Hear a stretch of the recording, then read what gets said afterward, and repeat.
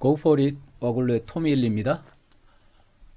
모듈 관리 관련된 부분을 진행해 볼게요. 지금 이 퍼스트 프로젝트에 지금 들어가 보면 설정할 수 있는 여러 가지 옵션들이 있죠. 얘네들을 지정을 하면 걔네들의 필요한 부분들을 요 include라고 하는 배열 함수에다가 내장을 하거나 불필요한 것들은 제외를 하게 됩니다.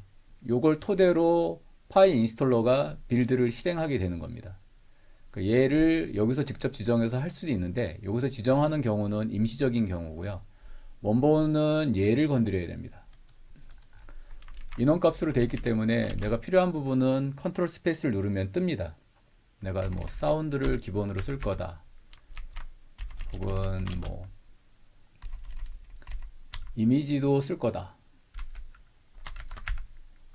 윈32 API도 사용할 거다. 이렇게 지정을 해두면 얘를 새로 고침을 해보면 얘가 반영이 됩니다. 이렇게 필요한 모듈들을 내장을 하고 위에 옵션에 따라 저장하는 버튼을 누르면 여기에 exclude하고 include 하는 부분에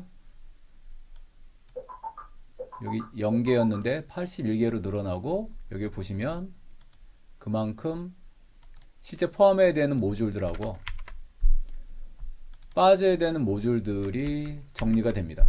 그러니까 오른쪽에 있는 거는 컴퓨터에 설치되어 있는 현재 그 인터프리터 있죠? 여기 생성 부분에 이거 썼던 거. 여기 ENVS라고 하는데 설치됐던 모듈 중에서 요 프로젝트에서 사용된 임포트했던 기능들 있죠? 방금 지정했던 얘네 기능을 사용하기 위해서 필요한 모듈들만 임포트를 시키고 나머지는 빼주는 기능입니다. 오른쪽에는 설치가 된 모듈들이고요. 그 중에서 이제 체크되어 있는 거는 여기에 들어가 있는 부분이 체크가 되는 겁니다. 파일의 크기가 중요하다면 그 폴더에 한 프로젝트만 할당을 해서 추가 모듈 설치하지 말고 걔네들만 토대로 빌드를 하면은 이 과정을 거치지 않아도 됩니다. 근데 사실 이 과정을 거칠 필요가 있는 거는 또 나름대로 이유가 있기도 한데 개발 과정에서 필요한 모듈이 있고 배포를 할 때 필요한 모듈이 있거든요. 와글로 프레임워크를 작성을 할 때 일일이 파일 하나하나를 다 비교를 해서 필요한 것과 아닌 것들을 구분을 해서 기능을 넣어놨기 때문에 여기서 세팅하는 이 기능에 의해서 포함하고 안 포함하고를 하면 이게 좀 더 최적화되는 가능성이 높기는 합니다. 그러니까 얘가 없어도 빌드하는 데는 문제가 없지만 얘를 쓰면 좀 더 디테일하게 잡아줄 수 있다는 장점이 있습니다. 백업 관련 기능을 좀 보죠. 이제 와글로 프레임워크를 이용하는 개발자들한테 배포하는 백업용이 따로 있고요. 전체를 백업하는 용도가 또 따로 있고요. PYD라고 하는 바이너리 형태로 만들어지는 파일 구조가 또 있거든요. 그러니까 걔네들을 구분하는 용도인 겁니다. 이제 보통 작업을 하다 보면 내가 의무적으로 백업을 하지 않으면 깜빡깜빡 놓치는 경우가 생길 수 있잖아요. 그럴 때 쓰라고 들어가 있는 기능인데 얘를 체크를 하면 여기 시간이 표시가 됩니다. 여기 2시간으로 되어 있죠. 백업 후 지난 시간이 3시간이라 키자마자 얘가 바로 백업을 시작한 겁니다. 내가 지정한 시간은 C분이죠. 2시간마다 백업하라고 돼 있는데 백업이 되고 이제 폴더가 열렸죠. 이건 임의적으로 얘를 0으로 지정해 놓고 얘를 조절을 하면 더 짧은 시간 내에 뭐 10분마다도 백업을 할 수가 있는데 보통 2시간 정도 백업하면은 무난합니다. 요거는 이제 전체 백업일 거죠. 백업을 할 때 그냥 백업을 하는 게 아니고 얘네들 기능과 연관이 되어 있는데 불필요한 가비지 파일들이 있습니다. 우리가 보통 파이썬을 개발하는 과정에 스마트 빌드를 사용하거든요. 스마트 빌드라고 하는 건 변경된 부분들만 빌드를 하는 과정을 거치는 건데 그게 완전하지가 않습니다. 어떤 경우는 놓치는 경우가 있거든요. 인덱싱을 한 거에서 좀 미스가 생기는 경우들도 있고 파일 인덱스를 해서 잘못 파악하는 경우도 있고 파일이 좀 헝클어지는 경우가 발생하면 얘가 추적을 못합니다. 그럴 때 쓰는 기능이 보통은 이 옵션에서 invalidate cache라고 하는 이 기능을 이용해서 얘네들을 전부 다 4개를 체크를 하고 누르면 그 가비지 관련된 부분들을 제거를 해주는데 얘도 완벽하지 않습니다. 얘도 완벽하지 않기 때문에 임의적으로 백업을 할 때마다 그런 가비지들을 정리해주게 돼 있기도 하고요. 또 임의적으로 얘네들을 이용해서 정리를 하기도 합니다. 그리고 파인 인스톨러를 세팅하는 과정에서도 캐시 파일들이 남게 되거든요. 걔네들도 정리를 해주는 게 새 빌드 버전을 만들거나 변형된 거를 반영해서 만들 때 의미가 있기 때문에 얘네들을 정기적으로 한 번씩을 누르는데 백업을 하면서 얘네들이 자동으로 실행되기도 합니다. 그리고 이 기능은 이제 카카오톡을 통해서 내 계정이죠. 카카오톡 내 계정을 통해서 백업을 해주는 기능인데 뭐 회사에 있거나 혹은 자택에 있거나 이동 중에 작업을 하는 경우들이 있으면 노트북이나 회사 컴퓨터를 쓰거나 할 때 동기화를 클라우드 서비스를 이용해서 하거나 할 수도 있는데 백업은 다양하게 받아들일수록 좋기 때문에 그때 사용하는 기능이기도 합니다. 그때 얘를 누르면 전체적으로 압축해서 백업을 받아두고 카카오톡 내 계정으로다가 전송해주는 기능입니다.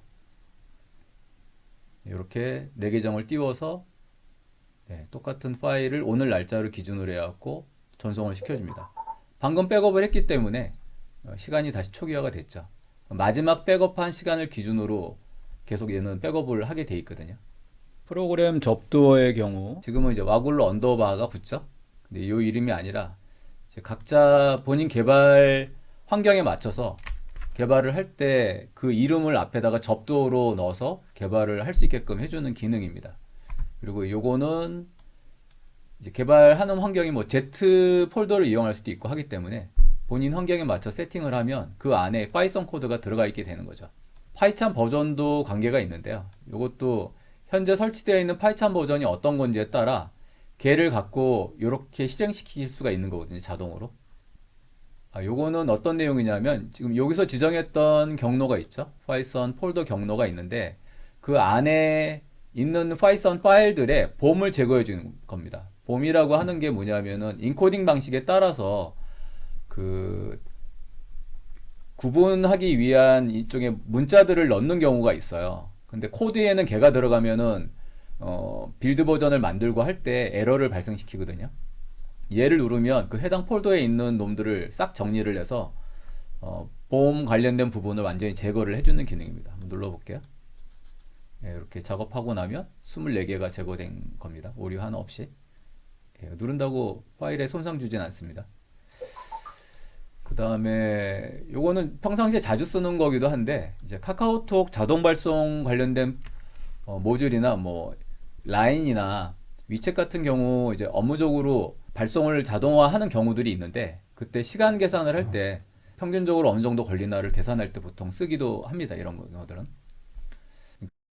프로그램을 띄우다 보면 반복적인 초기화를 해야 되는 경우들이 있잖아요. 그러니까 어떤 경우의 폴더는 이미지를 채워야 될 수도 있고 어떤 경우는 걔네들을 실행하고 난 결과물이 있는 걸 비워야 될 수도 있잖아요. 근데 안 그러면 매번마다 걔네들을 카피해서 집어넣고 혹은 지우고 하는 과정을 반복해야 되는데 그때마다 요 기능을 이용하면은 프로젝트를 지정을 해놓은 상태에서 얘를 누르면 그걸 자동화해 주는 겁니다. 기본 값들을 세팅화해 주는 거죠. 반복적으로 테스팅하기가 좋게 만드는 그런 기능인 겁니다. 요거는 코딩할 때 그때 설명을 드리는 게 맞을 것 같습니다. 그 다음에 요거는 특정 프로젝트를 지금 예를 들어서 얘를 닫아 볼게요. 얘를 닫으면 얘를 띄우고 싶을 때 이렇게 누르면 해당 프로젝트를 바로 띄워줍니다. 얘 자체에도 그 기능이 있잖아요. 파이참에도 리센트 파일이라고 하는 거를 불러들여서 리센트 프로젝트를 내가 실행시키게 할 수가 있거든요. 근데 이렇게 하는 게 얘도 지워집니다. 시간이 지나면 소트가 되면서 지워지기 때문에 여기에 넣어놓으면 내가 소트가 ABC 순으로 소트가 되어 있기 때문에 그거에 맞춰가지고서는 프로젝트를 열 수가 있어서 편하고요. 보는 것처럼 프로젝트에는 아이콘하고 실제 실행 파일의 전체 크기, 그다음 빌드됐던 마지막 버전의 날짜, 프로젝트 이름이 주어지기 때문에 얘를 보고 관리를 할 수가 있습니다. 현 프로세스 강제 종료라고 하는 거는 얘를 실행시키다 보면은 얘가 먹통이 되는 경우가 있습니다. 그럴 때 이제 강제 종료를 시킬 수가 있거든요. 이렇게 누르면 그 프로세스가 실행됐던 거를 강제 종료를 하게 해주는 거고요. 또 파이참 자체의 프로젝트도 닫아야 되는 경우가 생길 수가 있습니다. 상황에 따라서는. 그러니까 그럴 때 얘를 선택해서 종료시키는 기능입니다. 그 다음 얘는 이제 두 가지 성격이 다 다릅니다. 그러니까 빌드된 환경에서 바로 테스트를 할 건지 아니면 배포 버전 환경에서 테스트할 건지에 따라서 그 실행 파일이 들어가 있는 곳에서 바로 실행을 시켜서 디버깅을 할 때 사용되는 기능입니다. 이상입니다.